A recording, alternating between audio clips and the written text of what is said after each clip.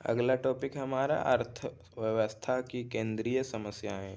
तो अर्थशास्त्र की केंद्रीय समस्याओं का समाधान है तो उत्पादन संभावना वक्र द्वारा किया जाता है। किसी भी अर्थव्यवस्था या देश में प्रमुख केंद्रीय समस्याएं होती ही हैं, जैसे क्या उत्पादित किया जाना चाहिए। तो इसमें यह तय किया जाता है कि क्या उत्पादन किया जाना चाहिए, कौन सा वस्तु का और कितनी मात्रा में। वस्तु दो प्रकार का होता है, पहला पूंजीगत वस्तु का उत्पादन किया जाना चाहिए या फिर उपभोक्ता वस्तु का। पूंजीगत वस्तु में लाभ के उद्देश्य से उत्पादन किया जाता है और उपभोक्ता वस्तु में उपभोक्ताओं के लिए उद्देश्य से। दूसरा, कैसे उत्पादन किया जाना चाहिए।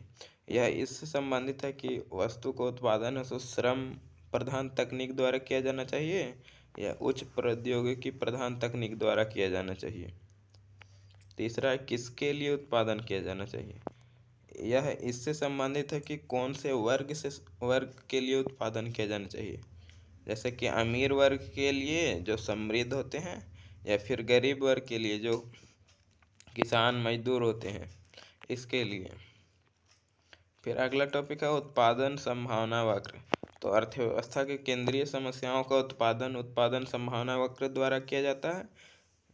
उत्पादन संभावना वक्र को प्रोडक्शन पॉसिबिलिटी कर्व कहते हैं, पीपीसी। तो उत्पादन संभावना वक्र दो वस्तुओं के विभिन्न संयोगों कम्बिनेशन दो विभिन्न संयोगों को प्रकट करता है जिनका उत्पादन दिए हुए संसाधनों द्वारा किया जाता है। इसमें दो संयोग दिया हुआ है। संयोग में देखिए संभावना या संयोग, तो A B C D E और एफ टेबल में, और वस्तु एक्स पहला संभावना है और वस्तु वाई दूसरा संभावना है। तो संयोग ए में वस्तु एक्स का 0 इकाई उत्पादन हो रहा है और वस्तु वाई का 10 इकाई। संयोग बी में वस्तु ए का 4 इकाई उत्पादन हो रहा है, तो वस्तु वाई का कुछ उत्पादन छोड़ना पड़ेगा क्योंकि संसाधन सीमित होते हैं, तो वह 8 इकाई हुआ, 2 कम हो गया। फिर संयोग सी में वस्तु एक्स का 6 इकाई, वस्तु वाई का 6 इकाई उत्पादन। संयोग डी में वस्तु एक्स का 7 इकाई उत्पादन और वस्तु वाई का 4 इकाई। फिर संयोग ई में वस्तु एक्स का 8 इकाई उत्पादन और वस्तु वाई का 2 इकाई उत्पादन। फिर संयोग एफ में वस्तु ए का 8.5 इकाई उत्पादन हो रहा है और वस्तु वाई का 0 इकाई। वस्तु अब चित्र द्वारा समझ लीजिए। वस्तु ए है सो एक्स अक्ष पर दिखाया गया है, जो वस्तु एक्स जो कपास है, और वस्तु वाई से वाई अक्ष पर दिखाया गया है गेहूँ। तो इसको अगर चित्र के द्वारा समझे तो कुछ इस तरह बनेगा।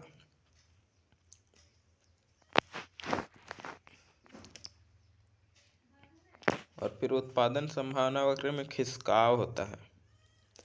जैसे अगर वस्तु एक्स में कमी या वृद्धि होगा तो पहला चित्र है, वस्तु वाई में होगा तो दूसरा है, और दोनों वस्तु में होगा तो पूरा उत्पादन संभावना वक्र ही खिसक जाएगा, आगे या पीछे, दाईं तरफ या बाईं तरफ। अगला टॉपिक है उत्पादन संभावना वक्र की मान्यताएं। तो उत्पादन संभावना वक्र की मान्यताएं इस प्रकार है। संसाधनों की एक निश्चित मात्रा दी गई हो, उपलब्ध संसाधनों का पूर्ण एवं कुशल प्रयोग किया गया है, तकनीक में कोई परिवर्तन नहीं होता है और दो वस्तुएं दी गई हो। फिर उत्पादन संभावना वक्र की विशेषताएं हैं कुछ। तो पहला है उत्पादन संभावना वक्र का ढलान नीचे की ओर होता है, जैसे पीपीसी स्लोप डाउनवर्ड। उत्पादन संभावना वक्र का ढलान दाएं से बाएं, ऊपर से नीचे की ओर होता है। ऐसा इसलिए होता है क्योंकि संसाधन स्थिर है तथा दो वस्तुओं के उत्पादन को एक साथ नहीं बढ़ाया जा सकता है। एक वस्तु को उत्पादन बढ़ाने के लिए दूसरी वस्तु के उत्पादन को कम करना पड़ेगा। दूसरा विशेषता है उत्पादन संभावना वक्र का ढलान मूल बिंदु की ओर नतोदर होता है। PPC is concave to the point of origin. जैसे जैसे वस्तु एक्स के उत्पादन में वृद्धि की जाती है, वस्तु वाई का उत्पादन कम होता जाता है, जिससे सीमांत अवसर लागत बढ़ती जाती है। अतः सीमांत अवसर लागत के बढ़ने के कारण उत्पादन संभावना वक्र का ढलान मूल बिंदु की ओर नतोदर हो जाता है। तीसरा पॉइंट है पीपीसी सदैव धनात्मक होता है। पीपीसी का फॉर्मूला निकालने का ढलान तो चेंज इन वाई और divide by change in x. तो इसका ढलान निकालना है तो वाई में परिवर्तन बट्टा एक्स में परिवर्तन करके निकाला जा सकता है। संसाधनों और तकनीकों में वृद्धि से आर्थिक समृद्धि होती है पीपीसी में, और संसाधनों और तकनीक में कमी से आर्थिक संकुचन होता है। अगला है उत्पादन के प्राप्य तथा अप्राप्य संयोग। तो प्राप्य संयोग में है उत्पादन संभावना वक्र पर उत्पादन संभावना वक्र के अंदर उपस्थित सभी बिंदुओं को प्राप्य योग कहते हैं। मतलब जितने भी उत्पादन संभावना वक्र पर या उससे अंदर जो भी बिंदु होगा वो प्राप्य योग होगा। और अप्राप्य संयोग में उत्पादन संभावना वक्र के बाहर उपस्थित सभी बिंदु को अप्राप्य संयोग कहते हैं, जिसे हम प्राप्त नहीं कर सकते हैं क्योंकि संसाधन सीमित होते हैं। अगला टॉपिक है अवसर लागत।